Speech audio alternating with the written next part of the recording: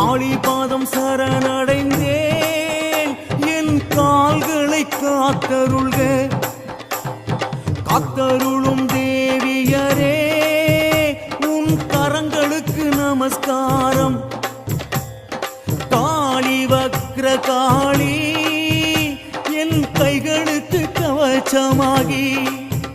அம்மா கவச்சமாக இருப்பவளே அம்மா காளி அம்மா சரணம் காளி கருமாரி இரு கொடைகளை காத்திடம்மா காத்து எப்போதும்